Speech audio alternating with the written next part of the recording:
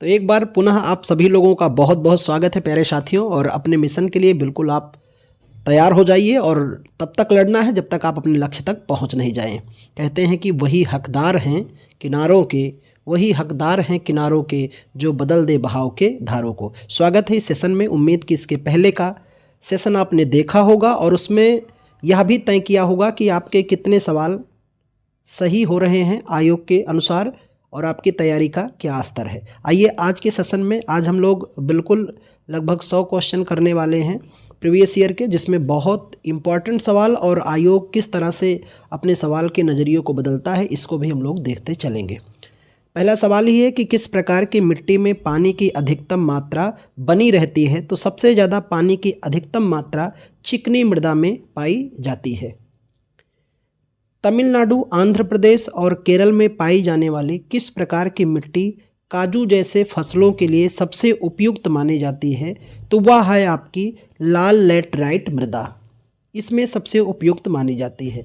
भारत में 8 प्रकार की मृदाओं को रेखांकित किया गया है, जिसमें 4 सबसे व्यापक मृदा, जिसमें सबसे व्यापक कहें भारत में सबसे ज़्यादा विस्तार किस मृदा का है तो जलोढ़ मृदा का। और इस जलोढ़ मृदा को काप मृदा या कछारी मृदा के नाम से जाना जाता है।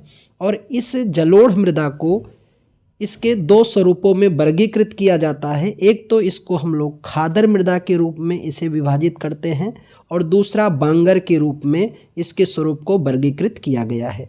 खादर मतलब है नवीन जलोढ़ है, जहाँ पर प्रत्येक वर्ष जलोढ़ का तात्पर्य ही है जो ऐसी मृदा जो जल को ओढ़कर चले, एलुबियल सोल। तो नवीन जलोढ़ जहाँ प्रत्येक वर्ष जिस मिट्टी पर बाढ़ का जल पहुँचता हो वहाँ पर खादर मृदा का निर्माण होता है, और जहाँ कई वर्षों के अंतराल पर बाढ़ पहुँचता है वहाँ पर बांगर यानी पुरानी जलोढ़ का निर्माण होता है। काली मृदा को ही हम लोग कपासी मृदा के नाम से जानते हैं। कपासी मृदा या इसी को हम लोग रेंगुर मृदा कहते हैं, और इसी मृदा को स्वतः जुताई की मृदा भी कहा जा सकता है, क्योंकि इस मृदा में नमी को अवशोषण करने की क्षमता ज़्यादा होती है। और कहते हैं जब इसमें नमी कम हो जाती है तो इसकी मिट्टियाँ एक दूसरे से अपना साथ छोड़ देती हैं और इसमें बड़ा बड़ा दरार दिखता है। अगर गाँव में आप तालाब के किनारे जाइएगा गर्मी के महीने में तो दरार दिखेगा और दूर से देखने पर लगेगा कि इसकी पूरी जुताई की गई है, इसमें हैरो चला है, हैरो से इसकी जुताई की गई है। तो इसीलिए इसको स्वतः जुताई की मृदा के नाम से भी जाना जाता है। महानदी और गोदावरी समृद्ध डेल्टाओं में कौन सी मिट्टी पाई जाती है। तो इसमें जलोढ़ मृदा, हमने कहा ऐसी मृदा जो जल को ओढ़ कर चले। तो दोआब क्षेत्र में, 2 नदियों के मध्य क्षेत्र को दोआब कहते हैं। तो दोआब के क्षेत्र में किस मृदा का निर्माण होता है या विकास होता है, जलोढ़ या काप या कछारी मृदा का विकास यहाँ पर पाया जाता है। मिट्टी में पानी के रिसाव की दर का सबसे कम किस प्रकार की मिट्टी में होता है। तो वह चिकनी मृदा में सबसे कम रिसाव पाया जाता है। निम्नलिखित में से कौन सी मिट्टी भारत के उत्तरी मैदानों में पाई जाती है। तो वो है आपकी जलोढ़ मृदा, क्योंकि उत्तरी मैदान में हिमालयी नदियों का बहाव है, हिमालयी नदियों का क्षेत्र है। तो नदियों, मैंने अभी आपको बताया कि नदियों के मध्य क्षेत्र में यानी जिसे हम लोग दोआब कहते हैं, वहाँ पर जिस मृदा का निर्माण ही होता है उन्हीं को हम लोग जलोढ़ मृदा कहते हैं। और इनके स्वरूप भी बताए कि इनके 2 स्वरूप, एक नवीन जलोढ़ को हम लोग क्या कहते हैं, खादर मृदा कहते हैं, और पुराने जलोढ़ को हम लोग क्या कहते हैं, तो पुराने जलोढ़ को हम लोग बांगर मृदा कहते हैं। मैंने बताया कि काली मृदा को कपासी, रेंगुर व स्वतः जुताई की मृदा कहते हैं। और लैटराइट मृदा के संदर्भ में हमने बात किया, इसका आकार बिल्कुल ईंट के रंग की तरह होता है, जो काजू की कृषि के लिए बेहतर मानी जाती है। रेंगुर मृदा किस मिट्टी का उपनाम है, अभी हम लोगों ने इस पर बात की। तो वो है काली मृदा, जिसे कपासी मृदा और स्वतः जुताई की मृदा भी कहा जाता है। कपास पैदा करने के लिए आदर्श मिट्टी कौन है। अब आप, इसीलिए मैं बोल रहा हूँ ये श्रृंखला कितना मोस्ट इम्पॉर्टेंट है कि एक ही सवाल को आयोग 3 से 4 बार पूछ रहा है। आपको बस इतना करना है, ये सेशन 2-3 बार, 4 बार, 5 बार, उतनी बार सुन लेना है, समझ लेना है, जितने में आपका सिलेक्शन बिल्कुल सुनिश्चित हो जाए। तो कई सवाल तो आपको बिल्कुल केवल प्रश्न आएंगे तुरंत कर देना है, क्योंकि वो सवाल अगेन टू अगेन आयोग वही सवाल पूछ रहा है। तो कपास पैदा करने के लिए आदर्श मृदा कौन सी है आपकी? वो है काली मृदा, जिसे हम लोग कपासी कहते हैं, क्योंकि इसमें कपास का उत्पादन सबसे ज़्यादा होता है। खादर मिट्टी किस प्रकार की मिट्टी है? तो ये जलोढ़ मिट्टी है। हमने बताया आपको कि जो नवीन जलोढ़ होते हैं उन्हें खादर कहते हैं, और जो पुरानी जलोढ़ होते हैं उन्हें बांगर के नाम से जाना जाता है। चाय और कॉफ़ी उगाने के लिए कौन सी मिट्टी उपयोगी होती है, सबसे बेहतर मानी जाती है? तो लैटराइट मृदा, जिसमें काजू की कृषि भी की जाती है। लाल मिट्टी के लाल रंग होने का कारण क्या है? तो यह है क्रिस्टलीय और मेटामॉर्फिक चट्टानों में लोहे की अधिकता होने के कारण इसका रंग लाल होता है। उत्तरी भारतीय मैदानों की दलदली पट्टी को किस नाम से जाना जाता है? इसे हम लोग तराई कहते हैं। ये तराई क्षेत्र होता है जहाँ बहुत अधिक नमी का क्षेत्र पाया जाता है, और इस तराई क्षेत्र में कहते हैं कि कृषि तो की ही जा सकती है, जो अधिक जल वाली फसलें हैं वो यहाँ उगाई जा सकती हैं, लेकिन ध्यान में रखना कि इस तराई क्षेत्र में जहाँ बिल्कुल दलदली क्षेत्र पाया जाता है मित्र, यहाँ पर बीमारियां भी बहुत फैलती हैं। तो अगर हम लोग कहें कि डेंगू, मलेरिया जैसी बीमारियां, तो बीमारियां भी सर्वाधिक किस क्षेत्र में पाई जाती हैं? ये बीमारियां भी ज़्यादा ही दिखाई देती हैं कहाँ पर? तराई क्षेत्रों में। और यहाँ ऐसी फसल उगाई जाती है जिसमें जल की अधिकता प्राप्त करने की क्षमता हो, उन्हीं फसल का यहाँ पर उपयोग होता है। मैंने बताया जो आपके नवीन जलोढ़ होते हैं उन्हें खादर कहते हैं, और जो पुराने जलोढ़ होते हैं उन्हें बांगर कहते हैं। और जो तराई से पहले नदियों द्वारा जो क्षेत्र का निर्माण किया जाता है उसे भाबर प्रदेश कहते हैं। भाबर प्रदेश कृषि योग्य क्षेत्र नहीं होता है, यहाँ बड़े बड़े पत्थर के बोल्डर होते हैं, तो यह कृषि योग्य क्षेत्र नहीं है, इसको ध्यान रखना। भाबर में कृषि नहीं की जा सकती है। दोआब दो नदियों का मध्य क्षेत्र होता है, जहाँ पर कौन सी मृदा का विकास होता है? जलोढ़। और भारत का सबसे बड़ा दोआब है गंगा यमुना दोआब। निम्नलिखित में से कौन सा वनों की कटाई का परिणाम नहीं है? तो प्रकृति के समग्र संतुलन में गड़बड़ी, यह है। पृथ्वी पर प्रदूषण के स्तर में वृद्धि, यह भी है। वायुमंडल में ऑक्सीजन के स्तर की वृद्धि, वायुमंडल में ऑक्सीजन के स्तर की वृद्धि, और भूजल स्तर में कमी। तो कौन सा नहीं है? वायुमंडल में ऑक्सीजन स्तर में वृद्धि। जब वृक्ष की कटाई किया जाएगा तो देखिए हमारी जान कौन है? ये मानव है। मानव की जान कौन है? वृक्ष। लेकिन हम लोग जान किसी और को कहते हैं, लेकिन हमारी जान क्या है? पेड़ या वृक्ष हैं, क्योंकि हम इनको क्या देते हैं? CO2 देते हैं, और ये हमें क्या देते हैं?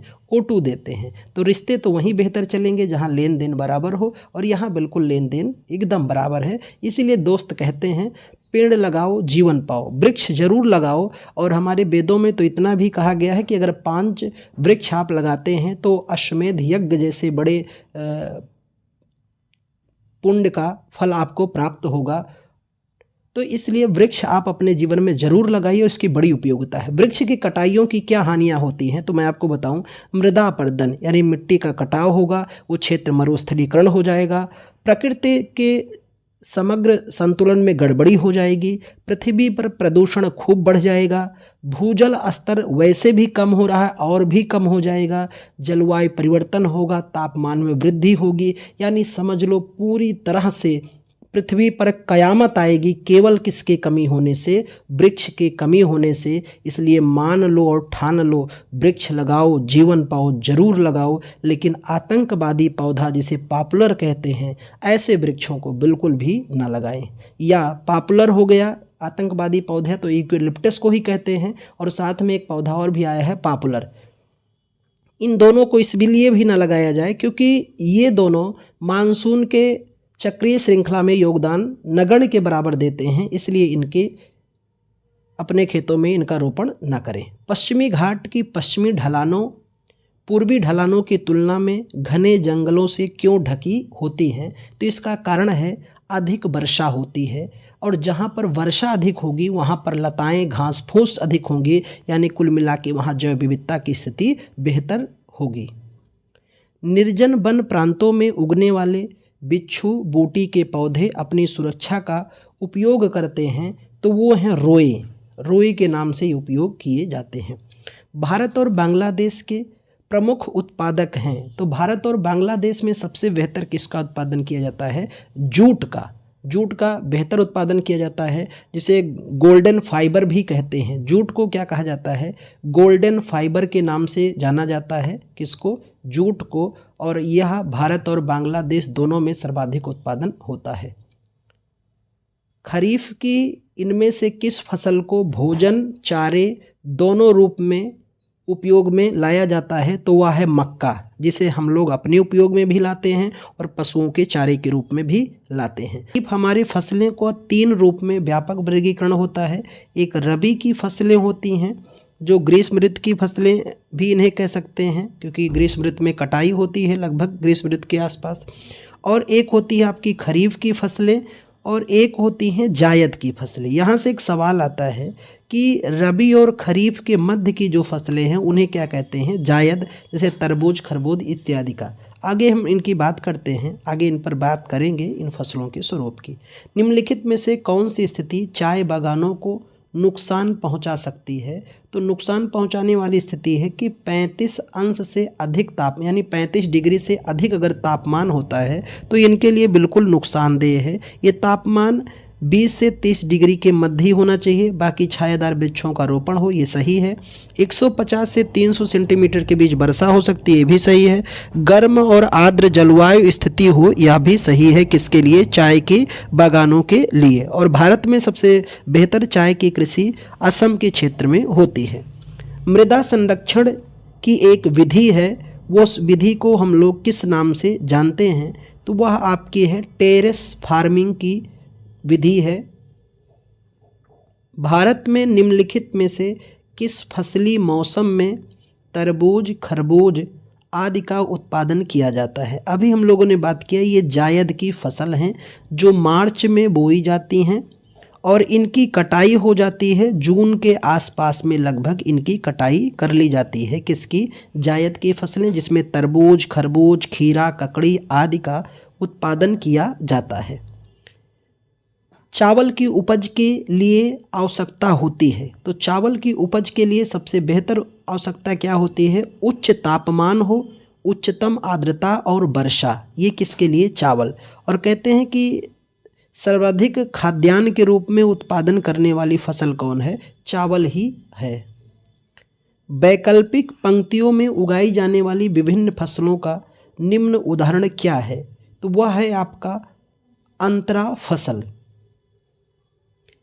हस्तांतरित कृषि को किस अन्य नाम से जाना जाता है?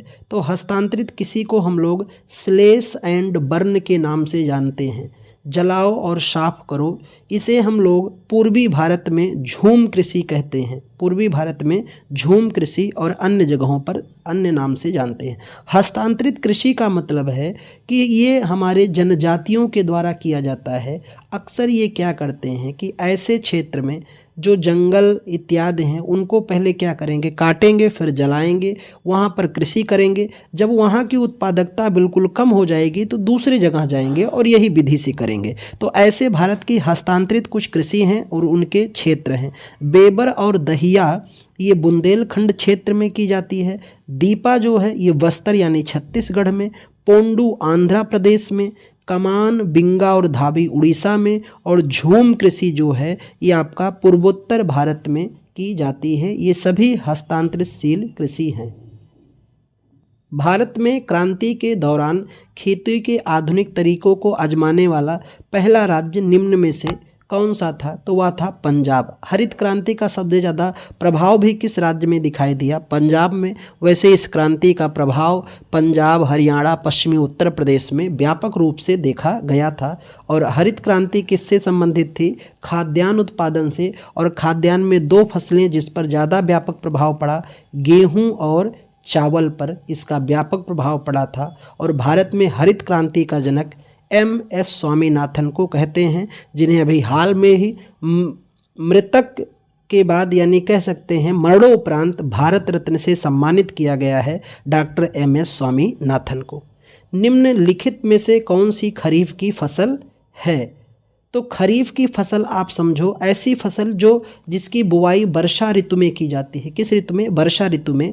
तो इसकी बुआई ही की जाती है जून जुलाई में, इसकी बुआई करते हैं और इसकी कटाई होती है अक्टूबर से नवंबर में। अब आपको याद करना है कि इस समय हम लोग क्या क्या बोते हैं। तो खरीफ में जैसे हम लोग किसकी खेती करते हैं? धान की। धान हो गया आपका, कपास हो गया, ये मुख्यतः हैं किसकी? खरीफ की फसलें हैं। तो इसमें कहा गया है कि कौन सी खरीफ की फसल है, तो वह है आपकी मूंगफली। मूंगफली भी इसी समय बोई जाती है। जुलाई 1968 में इंदिरा गांधी द्वारा भारत की कृषि में प्रभावशाली प्रगति को दर्ज करने के लिए आधिकारिक तौर पर एक डाक टिकट जारी किया गया। इसका शीर्षक निम्न में से क्या था? तो था गेहूं की क्रांति के नाम से इसका शीर्षक जारी किया गया था। एमएसपी में वृद्धि ने किसानों को मोटे तौर पर अनाज के उत्पादन के लिए भूमि को तैयार करने के लिए मजबूर किया है। तो किसके लिए? गेहूं और चावल के लिए। एमएसपी यानी मिनिमम सपोर्ट प्राइस। और कहते हैं कि अभी तक जो एमएसपी जारी होती थी वह 14 फसलों पर ही जारी होती थी, पर कहते हैं कि सबसे ज़्यादा यानी सभी फसलों पर, वो चाहे नकदी फसल हो या खरीफ रबी के अलावा भी जो फसलें बच जाती थीं, सभी प्रकार की फसलों पर एमएसपी जारी करने वाला राज्य आपका कौन बन चुका है? हरियाणा हो चुका है। शून्य बजट प्राकृतिक खेती में कौन सा राज्य अग्रणी है? कर्नाटक इसमें सबसे अग्रणी है। निम्नलिखित में से किस फसल के उत्पादन के लिए प्रति हेक्टेयर अधिकतम पानी की आवश्यकता होती है? तो सबसे ज़्यादा जल वाली जो फसल है वो गन्ना है, और गन्ना का सबसे ज़्यादा उत्पादन आपके उत्तर प्रदेश राज्य में होता है। और भंडारण के मामले में राजस्थान भी महाराष्ट्र इसमें आगे है। मिट्टी की नमी को बनाए रखने के लिए पौधों के बीच की खाली जमीन को कार्बनिक पदार्थों की परत से ढकने की प्रक्रिया को किस नाम से जाना जाता है? उसे हम लोग माल्चिंग के नाम से जानते हैं। चावल की खेती को जाबो प्रणाली भारत में इनमें से किस राज्य में प्रचलित जल संचयन की एक स्वदेशी विधि है? तो वह है आपकी नागालैंड में। मधु के लिए मधुमक्खियों और छत्तों का पालना और रख रखाव क्या कहलाता है? ये सवाल कई बार पूछा गया है। एपी कल्चर के नाम से इसे हम लोग जानते हैं। यहीं पर बात करें, फूलों की खेती को फ्लोरीकल्चर कहते हैं। मधुमक्खी और छत्तों का पालना एपी कल्चर कहलाता है। रेशम कीट पालन को सेरीकल्चर कहते हैं और मत्स्य पालन को पीसी कल्चर कहते हैं। सर्वाधिक बार ये भी सवाल पूछा गया है। उड़िया में ब्रिंगा क्या होता है? तो ब्रिंगा का शब्दार्थ है झूम कृषि का स्थानीय नाम है जो पूर्वोत्तर भारत में होती है। इसी झूम कृषि को उड़िया में ब्रिंगा के नाम से जाना जाता है। Doctor MS. स्वामीनाथन किससे जुड़े हुए हैं? अभी हम लोगों ने बात किया कृषि से, और ये भारत में हरित क्रांति के जननायक थे। भारत में हरित क्रांति के जननायक यही थे। वैसे हरित क्रांति का पिता किसे कहते हैं? नार्मन बोरलांग को। पर भारत में किसे कहते हैं? एम.एस. स्वामीनाथन को, जिन्हें 2024 में मरणोपरांत भारत रत्न से सम्मानित किया गया है। हरित क्रांति में किसे शामिल नहीं किया गया था? तो हरित क्रांति में गांव की सड़कों का सुधार बिल्कुल ये शामिल नहीं था, क्योंकि हरित क्रांति में खाद्यान्न से संबंधित था। तो बीजों को अधिक उपज देने वाली किस्म सही है। सिंचाई की अच्छी तरह से विकसित प्रणाली का उपयोग किया गया था। खेतों में उन्नत तकनीक का उपयोग किया गया था। खरीफ फसलों को मौसम की शुरुआत के साथ बोई जाने वाली फसलों के रूप में वर्णित किया जा सकता है। तो इसे हम लोग अभी बात किया था, इसे वर्षा के समय बोया जाता है, इसलिए वर्षा के मौसम की साथ इसे वर्णित करते हैं। रबी फसल की बुवाई की जाती है। तो रबी फसल की बुवाई अक्टूबर से नवंबर में की जाती है और मार्च से मई के मध्य इसकी क्या करते हैं हम लोग? कटाई करते हैं। मार्च से मई के मध्य इन फसलों की कटाई कर लेते हैं। रबी की फसलों में जैसे गेहूं, जौ, सरसों, मटर, आलू, बरसीम, गन्ना इत्यादि रबी फसल में शामिल करते हैं हम।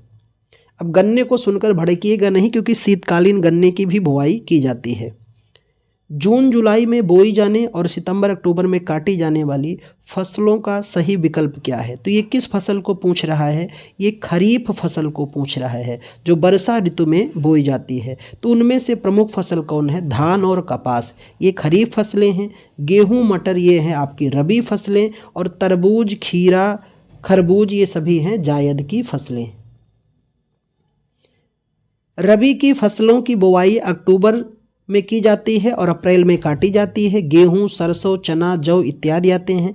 खरीफ की फसलों की बुवाई जुलाई में की जाती है, जून जुलाई में, और अक्टूबर नवंबर में काट ली जाती है। धान, कपास, मूंगफली। जायद की फसलें मार्च में बोई जाती हैं, जून में काटी जाती हैं। इसमें सब्जियां सभी आती हैं। खीरा आता है, ककड़ी आता है, तरबूज आता है, खरबूज आता है। चावल की एक अनोखी किस्म पोक्का कली जो लवणता को बनाए रख सकती है, वह स्थानिक रूप से भारत के किस राज्य में पाई जाती है? केरल राज्य में। मसालों का बागान के नाम से मशहूर है केरल, जहाँ पर शांत घाटी भी पाई जाती है। जायद मौसम के दौरान किस फसल का उत्पादन होता है? अभी हम लोगों ने बात किया तरबूज और खरबूज। जायद की फसल किसके मध्य बोई जाती है? तो रबी और खरीफ फसल के मध्य में जिस फसल का उत्पादन करते हैं उसे जायद कहते हैं, जिसमें तरबूज, खरबूज, खीरा, ककड़ी, सब्जियां सभी उत्पादित की जाती हैं। निम्नलिखित में से कौन सी एक खरीफ की फसल नहीं है? तो वो है जौ, क्योंकि जौ कौन सी फसल है? रबी की फसल है। बाकी सभी खरीफ हैं। बाजरा, ज्वार, मक्का, कपास, धान, ये सभी खरीफ की फसलें हैं। या तो सतह या सतह के नीचे से पानी की छोटी मात्रा पौधों की जड़ों तक पहुंचने की प्रक्रिया को क्या कहते हैं? तो इसे हम लोग ड्रिप सिंचाई कहते हैं, ड्रिप इरिगेशन के नाम से जाना जाता है। ये सबसे बेहतर सिंचाई पद्धति मानी जाती है। कॉफ़ी की अरेबिका किस्म निम्न में से किस राज्य में नहीं उगाई जाती है? तो इसका उत्पादन किस राज्य में नहीं होता है? उड़ीसा में। बाकी केरल, कर्नाटक और तमिलनाडु में ये कॉफ़ी का उत्पादन किया जाता है और सबसे ज़्यादा कर्नाटक में कॉफ़ी पाई जाती है। भारत में नीली क्रांति का संबंध किससे है? ये हर बार सवाल पूछा जाता है। तो इसका संबंध है मछली पालन और उत्पादन से। किसका? नीली क्रांति का संबंध है। अब मैं आपको यहाँ पर कुछ क्रांतियाँ बताता हूँ। हरित क्रांति खाद्यान्न उत्पादन से संबंधित है। श्वेत क्रांति जो है आपकी, ये दुग्ध उत्पादन से है। श्वेत क्रांति का जनक डॉक्टर वर्गीज कुरियन को कहते हैं। पीली क्रांति का संबंध तिलहन फसलों से है, तिलहन उत्पादन से। गुलाबी क्रांति प्याज और झींगा उत्पादन से है। काली क्रांति पेट्रोलियम उत्पादन से है। और धूसर क्रांति उर्वरक उत्पादन से संबंधित है।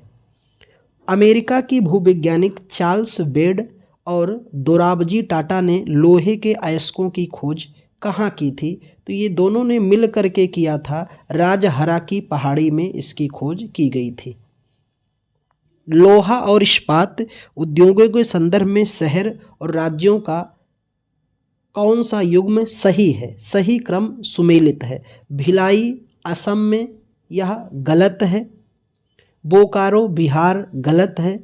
दुर्गापुर असम गलत है। बोकारो बिहार गलत है। भिलाई छत्तीसगढ़, यह सही है। राउरकेला कर्नाटक, यह गलत है, क्योंकि दुर्गापुर आपका पश्चिम बंगाल में है। बोकारो आपका कहाँ पर है? तो बोकारो आपका झारखंड में है। राउरकेला उड़ीसा में है। भारत के बॉम्बे में कताई मिल के रूप में पहली कॉटन मिल स्थापित की गई थी। तो इसकी स्थापना 1854 में हुआ था कपास जी डावर के द्वारा। भारत का मानचेस्टर किसे कहते हैं? अहमदाबाद शहर को, जो साबरमती नदी के किनारे है, जहां पर गांधी जी ने आश्रम भी बनाया था साबरमती में। पूर्व का बोस्टन किसे कहते हैं? अहमदाबाद को। दक्षिण का मानचेस्टर किसे कहते हैं? तो कोयम्बटूर को। और उत्तर भारत का मानचेस्टर किसे कहते हैं? कानपुर को। वैसे मानचेस्टर शहर कहाँ पर स्थित है? इंग्लैंड में। और मानचेस्टर का मतलब ऐसा स्थान जहाँ पर सर्वाधिक सूती वस्त्रों का उत्पादन किया जाए, उसी शहर को मानचेस्टर कहते हैं। तो ये शहर इंग्लैंड में है। और भारत के नहीं, दुनिया के भी जिस शहरों में सूती वस्त्रों का अधिक उत्पादन किया जाए, वहाँ पर मील अधिक हों, उन सभी शहरों को मानचेस्टर कह के संबोधित किया जाता है। निम्नलिखित में से कौन सा एक लौह खनिज है? तो लौह खनिज है आपका मैग्नीज, यह एक लौह खनिज है। एल्युमिनियम के आपके अयस्क हैं, एल्युमिनियम धातु है, इसके अयस्क हैं बॉक्साइड। तांबा के अयस्क हैं क्यूपायराइट, पायराइट्स और मार्केलाइट्स। जस्ता के हैं जिंक, ब्लेड और कैलामाइन इसके प्रमुख अयस्क हैं। बॉम्बे में पहली सूती कपड़ा मिल की स्थापना किस वर्ष की गई थी? ये स्थापना प्यारे मित्रों 1854 में की गई थी। ये सवाल देखो 2 बार आयोग ने पूछा इसको। Tata iron and steel company, जिसे टिस्को कहते हैं, टिस्को की स्थापना कब की गई थी? तो 1907 में। अब मैं आपको यहाँ एक तथ्य बताना चाहता हूँ। आज़ादी के पहले भारत के उद्योग कौन कौन थे? आज़ादी के पहले, या मैं सीधा एक तथ्य लिखूं 1947 के पहले, आप उम्मीद है समझ जाएंगे। आज़ादी 1947 के बाद मिली। पहले आज़ादी के पहले के जो उद्योग हैं उसमें एक नाम आपका है टिस्को, दूसरा नाम है आपका इसको और तीसरा नाम है बिस्को। उम्मीद है आप तीनों याद रखेंगे। टिस्को आपका कहाँ पर है? तो ये आपका झारखंड में है टिस्को। इसको कहाँ पर है? वेस्ट बंगाल में है। और बिस्को कहाँ पर है? कर्नाटक में है। ये आज़ादी के पहले के उद्योग। लेकिन आज़ादी के अगर बाद के उद्योग की बात करें तो भारत में आज़ादी के बाद के उद्योग हैं आपके कौन कौन से? तो एक है राउरकेला जो कहाँ पर है? उड़ीसा में। फिर बात करते हैं आपका भिलाई कहाँ है? तो छत्तीसगढ़ में है। दुर्गापुर कहाँ है? पश्चिम बंगाल में। और बोकारो कहाँ पर है? झारखंड में। याद रखना ये आज़ादी के बाद के उद्योग हैं, राउरकेला, भिलाई, दुर्गापुर, बोकारो। और आज़ादी के पहले यानी 1947 के पहले टिस्को, इसको, बिस्को। भारत के निम्नलिखित में से किस राज्य में सोने का भंडार? तो कर्नाटक में, क्योंकि यहीं पर हट्टी की खान और कोलार की खान पाई जाती है। हट्टी की खान और कोलार की खान जो सोने के उत्पादन के लिए सबसे बेहतर खान मानी जाती है। भारत एक प्रमुख लौह अयस्क का क्षेत्र है। तो भारत का सबसे प्रमुख लौह अयस्क का क्षेत्र है उड़ीसा और झारखंड का क्षेत्र। भारत का सबसे बड़ा बॉक्साइट उत्पादक राज्य कौन सा है? तो यह राज्य आपका उड़ीसा है। ये 2019 का डाटा है, लेटेस्ट डाटा आप देखना। निम्नलिखित में से किस राज्य में बॉक्साइट का भंडार अधिक है? देखो 2 सवाल इसी पर हैं। एक में बॉक्साइट का उत्पादन पूछा गया, दूसरे में भंडार। तो उत्पादन और भंडार दोनों मामले में उड़ीसा ही नंबर 1 पर है। भारत के निम्नलिखित इस्पात संयंत्रों में कौन सा सार्वजनिक क्षेत्र के अंतर्गत नहीं आता है, यानी जो भारत सरकार की कंपनी नहीं है? तो वह है आपकी TISCO, Tata iron and steel company. बाकी राउरकेला, भिलाई, दुर्गापुर ये सभी स्थापित किए गए थे द्वितीय पंचवर्षीय योजना के दौरान। दिल्ली, मुंबई, चेन्नई, कोलकाता के 4 प्रमुख शहरों को जोड़ने वाला स्वर्णिम परियोजना किसका हिस्सा है? स्वर्णिम चतुर्भुज परियोजना किसका हिस्सा माना जाता है? तो ये है सागर भारतमाला का हिस्सा है। 4 नगरों को स्वर्णिम चतुर्भुज योजना, और ये अटल बिहारी सरकार की बड़ी उपलब्धि मानी जाती है इन्हीं 4 महानगरों को जोड़ने के लिए। निम्नलिखित देशों में कौन से देश 1.8 किलोमीटर लंबे फेनी पुल से जुड़े हुए थे? तो इनका जुड़ाव मिलता है भारत और बांग्लादेश में। कौन सा पुल असम के डिब्रूगढ़ को अरुणाचल प्रदेश के पासीघाट से जोड़ता है? तो यह जोड़ने वाला आपका प्रमुख पुल है बोगीबिल का पुल है, जो इन दोनों शहरों को जोड़ता है। भूमि से घिरा हुआ भारत का सबसे बड़ा निम्न में से कौन सा सबसे बड़ा बंदरगाह है? तो विशाखापत्तनम जो आंध्र प्रदेश में है। यह सबसे गहरा बंदरगाह भी है। वैसे भारत का सबसे बड़ा बंदरगाह जो है वो मुंबई बंदरगाह है। भारत का दक्षिणतम बंदरगाह किस राज्य में स्थित है? तो आप जानते हैं भारत का दक्षिणतम जो राज्य ही है वह तमिलनाडु है। तो अगर कोई बंदरगाह भी होगा तो किस राज्य में हो सकता है? ऐसे सवाल बिल्कुल आप विजुलाइज करके भी मार सकते हैं। तो तमिलनाडु राज्य होगा। इंडिगो एयरलाइंस के साथ संस्थापक कौन हैं? तो आपके हैं राहुल भाटिया जी। 2011 की जनगणना के अनुसार किस भारतीय राज्य में सबसे कम जनसंख्या घनत्व था? तो सबसे अधिक आप जानते हैं बिहार में है, और सबसे कम जनसंख्या घनत्व जो है वह है आपका अरुणाचल प्रदेश का सबसे कम जनसंख्या घनत्व वाला राज्य है। बाल लिंगानुपात क्या है? तो बाल लिंगानुपात है कि जिसकी यानी 0 से 6 आयु वर्ग में प्रति 1000 पुरुषों पर महिलाओं की संख्या को ही बाल लिंगानुपात के नाम से जाना जाता है। 2011 की जनगणना के अनुसार भारत में निम्नलिखित में से किस राज्य में जनसंख्या घनत्व सबसे कम है? इसीलिए मैं आपको बोला कि देखो सवाल बार बार आ रहा है। तो अरुणाचल प्रदेश का सबसे कम है और बिहार का सबसे ज़्यादा है। 2011 की जनगणना के अनुसार भारत में मुस्लिमों का कुल कितना प्रतिशत आबादी है? तो वो है 14.2%। निम्नलिखित में से किस राज्य में जनसंख्या घनत्व सबसे अधिक है? तो सबसे अधिक जनसंख्या घनत्व अभी हम लोगों ने बात किया कहाँ का? बिहार का है सबसे अधिक जनसंख्या घनत्व। 2011 की जनगणना के अनुसार साक्षरता दर सबसे ज़्यादा कहाँ की है? केरल की। तो केरल में शहरी साक्षरता भी ज़्यादा है और ग्रामीण साक्षरता में भी नंबर 1 पर आपका कौन सा है? केरल राज्य ही है। पृथ्वी की सतह के नीचे सबसे नज़दीक खनिज केवल प्रक्रिया द्वारा खोद कर निकाले जा सकते हैं, तो वे हैं आपके उत्खनन विधि द्वारा, और उत्खनन विधि से हम लोग कोयला इत्यादि को निकालते हैं। लेकिन अगर हम लोग बात करें कि ड्रिलिंग विधि से क्या निकालते हैं, तो पेट्रोलियम पदार्थ व प्राकृतिक गैसों को ड्रिलिंग विधि से निकाला जाता है। निम्नलिखित में से किस जनजाति का संबंध नीलगिरी पर्वतों से है? तो वो है आपकी टोडा जनजाति, जो आपकी पाई जाती है कहाँ पर? तमिलनाडु के क्षेत्र में पाई जाती है। ओंगे जारवा जनजाति ये आपकी अंडमान निकोबार के क्षेत्र में पाई जाती हैं।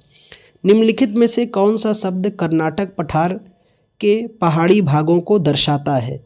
तो यह आपका है मलनाड का क्षेत्र, जो एक मैदानी और पर्वतीय हिस्से के संदर्भ में स्पष्ट है। ग्रेट इंडियन डेजर्ट के बारे में निम्नलिखित में से कौन सा कथन गलत है? तो इसके संदर्भ में गलत कथन है आपका कि पद्मा इस क्षेत्र की प्रमुख नदी है, जो कि बिल्कुल गलत है। यह भारत का सबसे बड़ा मरुस्थल है, सही है। कांटेदार झाड़ियों के साथ वनस्पति का आवरण कम है, यह भी सत्य है। इसे थार का मरुस्थल कहते हैं, यह भी सत्य है। यहाँ की मुख्य नदी पद्मा है, जो कि गलत है। यहाँ की मुख्य नदी लूनी है। हिमालय की ऊंची ऊंची पर्वतमालाओं के घास के विशाल मैदान को किस नाम से जाना जाता है? तो इसे हम लोग बुंग्याल के नाम से जाना जाता है। इसे उत्तराखंड और हिमाचल प्रदेश के क्षेत्र में बुंग्याल के नाम से जानते हैं, और इसी को जम्मू कश्मीर के क्षेत्र में मर्ग के नाम से जानते हैं। गुलमर्ग के नाम से जाना जाता है। निम्नलिखित में से किस उत्पाद को भारत में पहला भौगोलिक संकेत प्राप्त हुआ था? तो दार्जिलिंग के चाय को, जिसे जीआई टैग भी आप कहते हैं, जियोग्राफिकल इंडिकेशन, सबसे पहले किसे मिला था? दार्जिलिंग की चाय को मिला था। छत पर वर्षा जल संचयन शुरू करने वाला पहला भारतीय राज्य कौन सा था? तो वो था आपका तमिलनाडु। भारत मौसम विभाग ने वर्षा से नदियों और जलाशयों में जलस्तर में वृद्धि के आकलन के लिए एक नई तकनीक विकसित की है, उसे किस नाम से जानते हैं? तो वह है आपकी प्रभाव आधारित पूर्वानुमान दृष्टिकोण। वैसे भारतीय मौसम विज्ञान की स्थापना 1875 में हुई। अभी इसका हेडक्वार्टर कहाँ है? दिल्ली में, नई दिल्ली में इसका हेडक्वार्टर है। फ्लोटिंग फूम दिस भारत के किस राज्य में पाए जाते हैं? तो ये आपके मणिपुर में पाए जाते हैं, जहाँ पर आपकी लोकटक झील है, जिस पर फ्लोटिंग उद्यान भी स्थित है, कैबुल लामजाओ। असम में पारंपरिक घरों को सीटल्ट पर क्यों बनाया जाता है? तो इसका प्रमुख कारण है बाढ़ और वन्य जीवों का खतरा रहता है, इसलिए ऐसा बनाया जाता है। भारत की सबसे लंबी उन्नत रोड स्थित है, तो यह आपका गाजियाबाद में। पश्चिमी घाटों का प्रमुख अंतराल स्थित है, तो पश्चिमी घाटों का प्रमुख अंतराल यानी गैप, जिन्हें हम लोग दर्रा के नाम से भी जानते हैं, तो वह आपका है पाल घाट दर्रा। दर्रा यानी दो दुर्गम पहाड़ियों के मध्य सकरे मार्ग को हम लोग दर्रा कहते हैं। पालघाट दर्रा जो है ये केरल को तमिलनाडु से जोड़ता है, केरल के चेन्नई को तमिलनाडु के कोयम्बटूर से जोड़ता है। थालघाट दर्रा नासिक को मुंबई से जोड़ता है। भोरघाट दर्रा मुंबई को पुणे से जोड़ता है। और सेनकोट्टा गैप जो है यह तिरुवनंतपुरम को मदुरै से जोड़ता है। तो केरल के तिरुवनंतपुरम को तमिलनाडु के मदुरै से जोड़ता है। सिंधु नदी संधि के अनुसार भारत सिंधु नदी प्रणाली का कितना पानी इस्तेमाल कर सकता है? तो इसका जो समझौता हुआ था उसके तहत भारत 20% भारत इसका उपयोग कर सकता है और 80% उपयोग पाकिस्तान करता है। देखो, जब दो देशों के मध्य नदी, वन, पहाड़ी व प्राकृतिक संसाधनों को लेकर विवाद होते हैं तो इसकी मध्यस्थता किसके द्वारा की जाती है? विश्व बैंक के द्वारा की जाती है। और इसकी भी मध्यस्थता विश्व बैंक ने की थी। भारत की तरफ से इस समझौते में पंडित जवाहरलाल नेहरू शामिल हुए थे और पाकिस्तान की तरफ से उनके सेना प्रमुख आयूब खान शामिल हुए थे। बड़ी संख्या में गहरी गलियों या घाटियां वाले क्षेत्र को क्या कहा जाता है? तो इसे हम लोग बेडलैंड स्थलाकृति कहते हैं, आर्द्रभूमि क्षेत्र के नाम से जाना जाता है। किन्नौर में हंगरंग घाटी के सैलखार और चांगो के साथ स्पीति घाटी के अंतिम दक्षिण पूर्वी छोर को निम्नलिखित में से कौन सा दर्रा जोड़ता है? तो वह आपका है लेप्चा दर्रा। एक परिपक्व और उष्णकटिबंधीय चक्रवात में केंद्र के आसपास प्रबल कुंडलित हवा घूमती है और उस कुंडलित हवा को आंख के नाम से जाना जाता है। नीली गंगा कहाँ की सबसे लंबी नदी है? तो श्रीलंका की। और आपको पता है कि दुनिया की सबसे लंबी नदी कौन है? नील है। और भारत की सबसे लंबी नदी कौन है? तो कमेंट करके बताना। निम्नलिखित में से किस वर्ष में राष्ट्रीय जूट नीति का सूत्रीकरण किया गया? इसका उद्देश्य उत्पादकता में वृद्धि, गुणवत्ता में सुधार, जूट किसानों को अच्छी कीमत सुनिश्चित करना, प्रति हेक्टेयर उपज में वृद्धि करना है। तो इस पहल की शुरुआत 2005 में की गई। जूट जिसे फाइबर गोल्डन के नाम से जाना जाता है, जिसका सबसे ज़्यादा उत्पादन पश्चिम बंगाल में होता है। निम्नलिखित में से कौन सी महासागरीय धाराओं की विशेषता नहीं है? तो वह आपकी है कि इनकी कोई निश्चित दिशा नहीं होती, जो कि गलत है। उस सीमा क्षेत्र को क्या कहते हैं जहां से सागर के तापमान में तेजी से गिरावट आती है? उसे हम लोग ताप प्रवणता या थर्मोक्लाइन के नाम से जाना जाता है। निम्नलिखित में से किस महासागर का सबसे गहरा बिंदु जावा गर्त है? तो जावा गर्त जो है आपका हिंद महासागर का है। वैसे जानते हैं दुनिया का सबसे बड़ा महासागर कौन सा है? प्रशांत महासागर दुनिया का सबसे बड़ा महासागर है। और सबसे छोटा महासागर कौन सा है? आर्कटिक महासागर सबसे छोटा महासागर है। और सबसे गहरा गर्त जो है उसे मेरियाना गर्त के नाम से जाना जाता है, जो कहाँ पर पाया जाता है? प्रशांत महासागर में।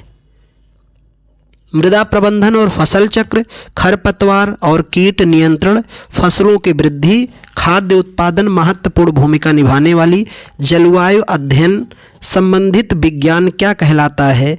तो वह आपका कृषि विज्ञान के नाम से जाना जाता है।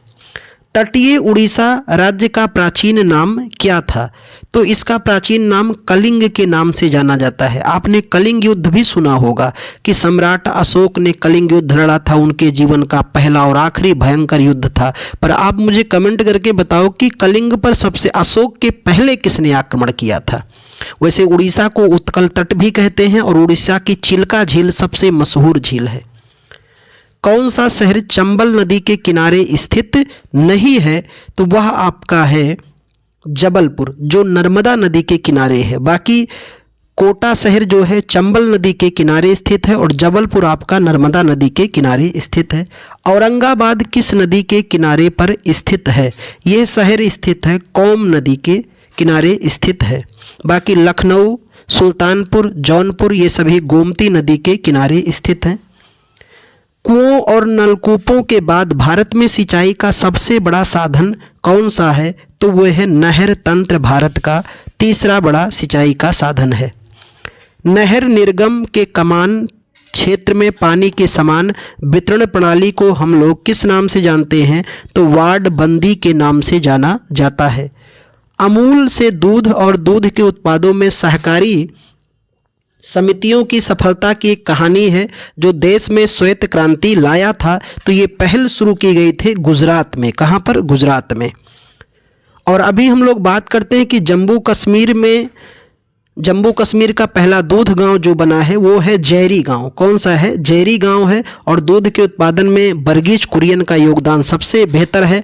ऑपरेशन फ्लड जो है वो किससे संबंधित है? दुग्ध उत्पादन से। और भारत दुनिया में सबसे ज़्यादा दुग्ध उत्पादन करता है। और राज्य के रूप में बात करें तो उत्तर प्रदेश नंबर 1 पे, राजस्थान दूसरे स्थान पर है दुग्ध उत्पादन में।